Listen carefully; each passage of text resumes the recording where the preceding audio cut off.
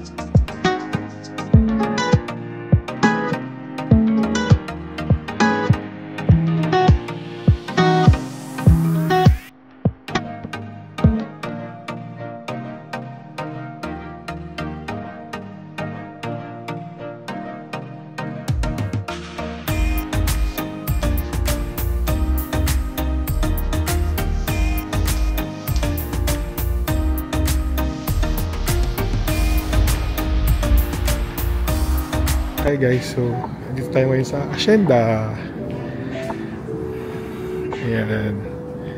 Basta magawa guys. So, ikot-ikot lang kapatay na oras. Marami na rin palang stores dito. May mga na-retain, may mga napalitan.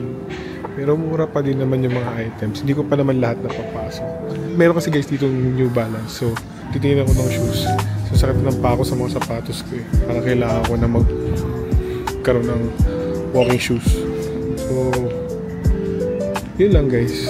Dito na kayo dito mamaya. Tsaka na ako bibili. Medyo marami pang priority na gastusin. So, tsaka na. Pero at least alam ko na meron pa rin ditong A6. A6 kasi gusto ko guys. A6 or New Balance. Yan naman ang mga sapatos ko. Yan kasi guys yung subok ko na talagang na masarap sa paa. Oh, nag-promote. Baka naman A6 sa New Balance, no? Manifesting pagdating ng araw. Bali mo, pansin nila tayo, di ba? Hi guys, good morning everyone. So, Sabado ngayon. Guys, wala pa akong masyadong tulog, parang 3 oras pa lang. Ewan ko, hindi ako makatulog itong mga nakaraan, parang sira yung tulog ko. Guys, tingnan nyo, maulan pa rin. Pero, hindi na ganun kalakas. Anyway guys, ano bang ganap ngayon? May pupuntahan lang ako. May bibisitahin lang ako sa ospital. Guys, syempre hindi ko napapakita kasi medyo personal yun. Tapos, magkita kami ni Rizel kasi pupunta daw siya dito sa bahay. Marami pang pwedeng magbago. Alam niyo naman yan, ang mga gala ko halos wala talagang plano. Hindi dumating. Syempre mas importante ito unahin ko. Pizza! Pero siya may dala.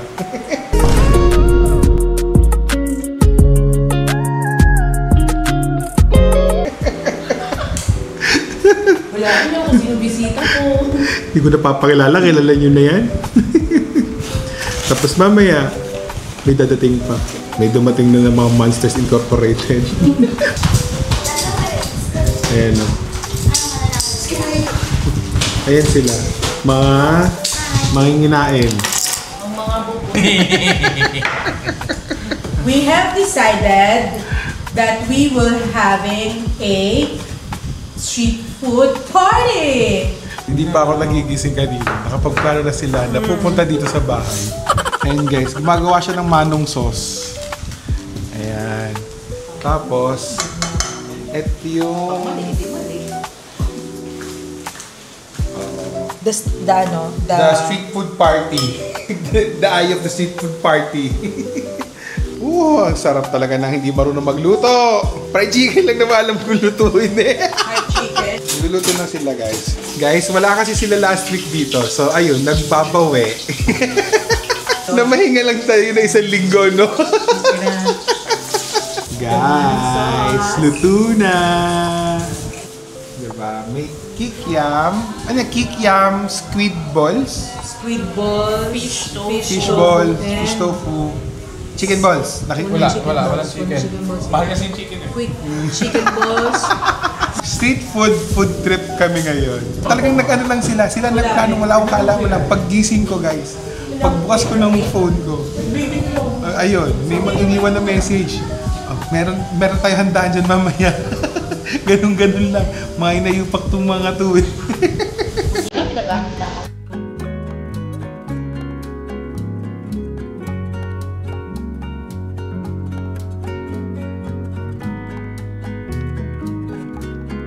Hi guys, tapos na kami kumain.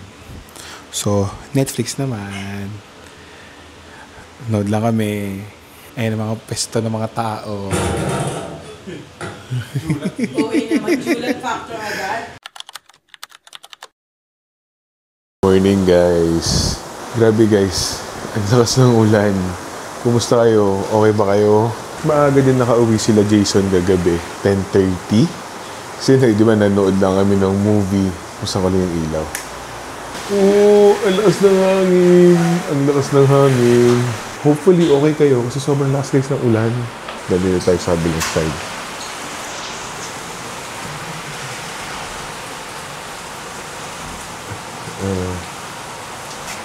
I hope guys you are all safe at walang binaha sa atin. Actually, dito pa si Rizel, ayun, natutulog. Andun siya sa kwarto ko, ako dito ako sa taas. Mamaya ihatid ko siya. Then, may bibilin lang ako guys na gamit kasi yung kasi CCTV namin may nasira. Hanggat maaari, huwag lumusong sa baha kasi alam niyo naman, maraming sakit tayo makukuha dyan tsaka baka magkasugat pa tayo.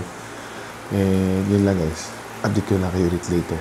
Lakas pa yun ng ulan guys. Ayun no, sa labas. Ayan, lumalakas pa. Pero, hindi kami magpapatinag. Actually, hindi namin alam kung saan kami pupunta, pero parehas kaming gutom sa gala. Tsaka gutom literal. Tsaka literal na gutom. At hindi namin alam kung saan talaga kami kakain.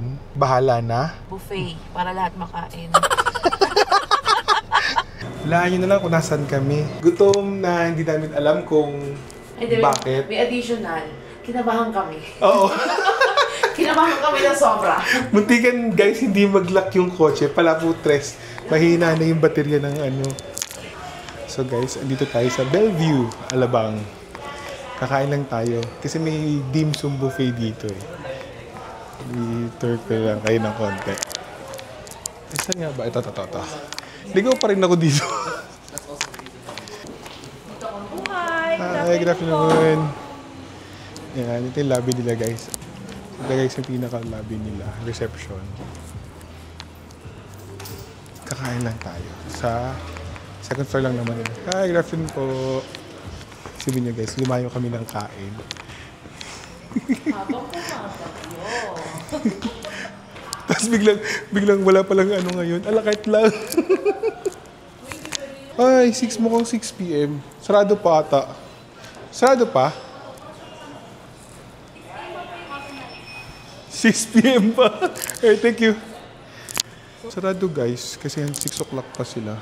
Guys, nandito kami sa Festival Mall. Gawa ng magpapalipas ng oras. Kasi 6 o'clock pa yung bukas ng kainan. Palipas oras na lang muna. Siguro kakain siguro ng light, very, very light meal.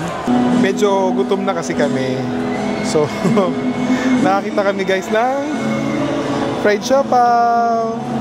Oh, fried siopaw. Nasa mura lang 39 lang guys. Hindi mo na kailangan pumunta ng ng Binondo. Masarap siya guys. Dahil doon, tumigil kami na isa. Bumili tuloy kami ng isang box kami ni Rizel ng chicken. Iuwi sa bahay. Masarap kasi siya, di ba? Masarap. Promise. Try nyo. Di ba? O, nakadiscover pa. Masarap pala siya. Hindi ko nilalagpas ako kasi sa ibang lugar. Medyo kailangan lang namin kumain ng konti dahil hindi pa kami kumakain. Huling kain pa namin is breakfast. Tapos 6 o'clock pa yung susunod na kain namin, which is yung sa pinuntahan namin kay Nina. Sarado pa kasi yun. Guys, nandito na kami ulit. Ganti na lang kami mag-open, 6 o'clock. May Andy Dim Sum kasi sila. Nagkikrib kami sa Dim Sum. Dito na kami sa loob ng restaurant. So, yung restaurant is Phoenix Court. So, Bellevue, Manila, Alabang. Ito yung loob nila. Ito sa inyo. Ayan.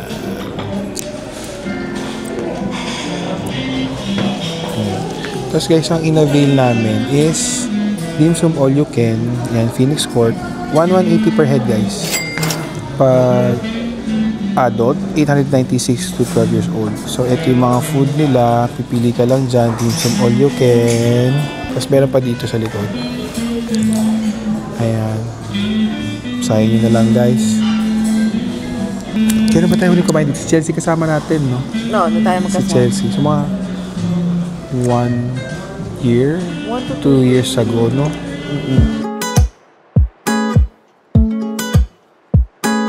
Hi guys, kakauwi ko lang. As in literal. Tapos nagpet lang ako ng damit. Parang antok na ako. So umuwi na kami. Well, hinatid ko muna si Rizal sa kanila. Medyo bumili lang ako ng konting grocery, yung mga kailangan lang ng pambaon ng mga bata. Para feeling ko magpapawi ako ng tulog mamaya. Then, work naman bukas. Alam nyo na. Monday, mga alipin ng salapi. Mga hamak na empleyado lang tayo, di ba? Anyway guys.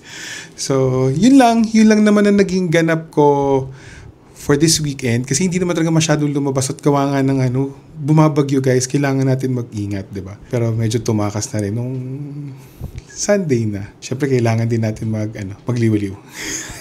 Sa mga buhay empleyado, mga nakakaintindi yan, di ba? Alam niyo na yan. So anyway guys, thank you very much. Maraming salamat sa suporta nyo sa akin, sa amin, at sa YouTube channel namin. So guys, please don't forget to share, like, and subscribe. And follow nyo din ako guys sa iba ko pang social media accounts, like sa FB, which is to Tito Flix. Sa TikTok, Tito Flix din, at Tito Flix. Sa Instagram, minsan meron. Minsan meron akong post. So, at Glenn Palma 13. Tapos, syempre, sa YouTube channel natin, at Tito Flix. Guys, supportahan nyo naman ako. Para naman dumami naman subscribers natin, di ba? Tsaka views natin.